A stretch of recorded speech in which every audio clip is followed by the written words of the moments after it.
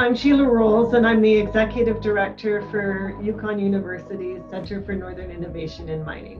What are the Yukon's top competitive advantages when it comes to attracting foreign direct investment? Yukon is probably has one of the most educated jurisdictions in Canada.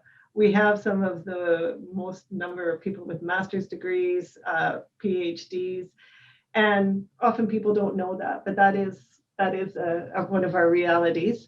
Also, Yukon communities are connected by roads, and this is really unique in the north.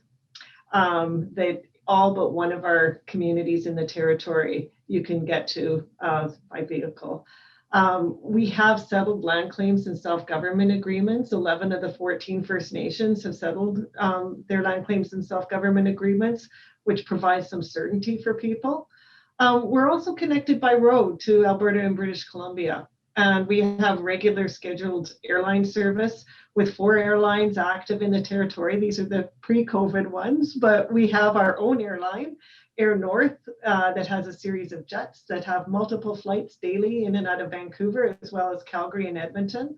We have WestJet, we have Air Canada, and we also have direct flights in and out of Frankfurt in the summer through Condor Airlines. We also have a newly established university, and we have a territorial government that's really supportive and committed to developing and diversifying Yukon's economy. Now, if we focus on mining more specifically, what does the Yukon have to offer international investors? What makes it an attractive place to invest in mining compared, for instance, to other parts of Canada or the world? So what Yukon has is we have really rich mineral prospectivity. And for example, that there are many mineral discoveries in the territory, but really that only accounts for discoveries within about 12 to 15% of Yukon's landmass. So we know that there's more out there. The mineral discoveries to date indicate strong likelihood of additional rich mineral deposits in regions within the territory. And we also, the minerals that are mined in the territory are typically copper, silver, zinc, and lead, gold and silver. And we see that those minerals are really crucial for the future economy. And so, for example, we know that copper is going to be crucial for manufacturing clean technologies such as electric cars. And also the ever-evolving and expanding digital networks, as you identify. And zinc has the potential to store energy. We know that silver also plays an important role, and gold is going to become an increasingly important commodity, at least in the near future, with the volatility that we're seeing globally. I mentioned earlier that our land claims and self-government processes have been instrumental in creating some stability in the territory, defining the relationships between First Nation governments, the territorial government, and the federal government. And companies will know who they need to negotiate with. We also, as I mentioned before, have a territorial government that's very supportive of diversification in the territory, and they're also very supportive of the mining industry. They want to see it to be able to develop. The other thing that Yukon offers is that we know that there are mineral deposits that have been depleted because of mining across the world, the easy access ones. And Yukon, we acknowledge that we're remote, but we're safe. We have an environment where companies can come in. We know that they can work here and know that they're safe, their employees are safe, and that they're in an environment that's not hostile towards what they're doing. And so we really see that that is an increasingly attractive piece of what Yukon can offer. You lead the Center for Northern Innovation in Mining. What's the innovation ecosystem like in the Yukon? And what sort of innovations would you point to that, in your view, increase the mining sector's attractiveness to investors? If we go back to 2012, 2013, it was a time when we saw the mining industry in the territory start to really come back after a long hiatus in the 1990s. And a big part of that was driven by the high gold crisis that were happening globally, but we also had some incredibly innovative work from Sean Ryan and the Ground Truth team. And what they were looking at is exploration and repurposing existing technologies to improve how they did what they did in the exploration sector. And that was driven by two things. One, they were motivated to have credible and affordable exploration processes and activities happening. And then secondly, they were also really interested in trying to reduce environmental impact.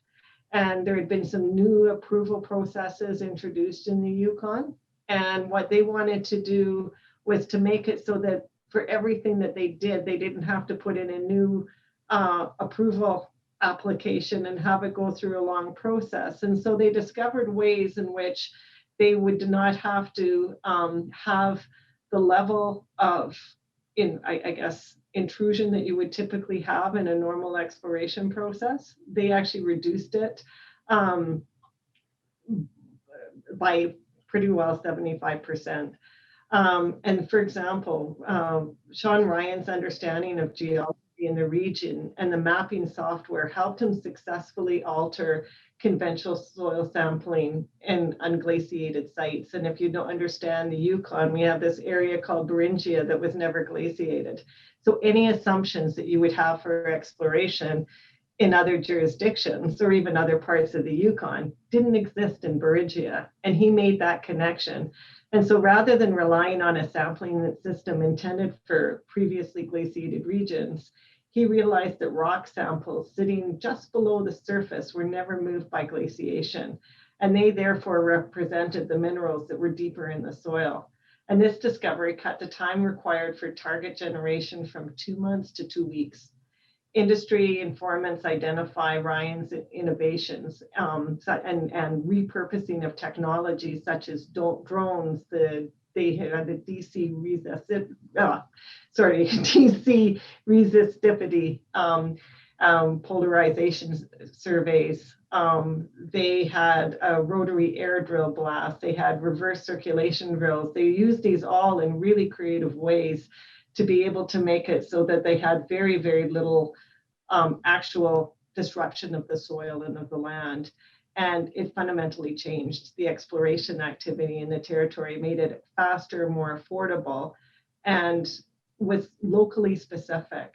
And so what did we see from that? We saw that there's real economic and environmental benefit from locally based innovation. Like, had that been done anywhere else, they wouldn't have probably made the connections to what our geographically specific needs were. What's the situation like in the Yukon in terms of ensuring that the mining sector can develop? Because of course it's a source of economic development, of financial resources, the main one, of course. But at the same time, the Yukon doesn't operate in a vacuum, and the world we live in, I think, demands higher levels of responsibility in the area of environmental and also social and governance. So what does that mean for attracting investments, considering this sort of nexus? There were a number of developments that were happening in the 60s, 70s, 80s, where First Nations people were excluded from any sort of discussion with resource development activities in the territory. The economic priorities were put above certainly the social and environmental priorities. And back in 1972, Yukon First Nations came forward to the government of Canada and they said, we want to be a part of this story. We want to be a part of what happens in the territory. And so they introduced this document called the Together Today for Our Children Tomorrow document, that really set the stage for the negotiation of land claims in the territory. And in that came a piece of legislation called the Yukon Environmental Socioeconomic Assessment Act. And really what that was, it was an opportunity for First Nations, for other citizens within the territory, to be able to have a tool to be able to comment on and be a part of a mining approval or development approval process. And up until then, there was no opportunity for that to happen. And so, and the interesting thing about this act or this legislation is it was truly co-created.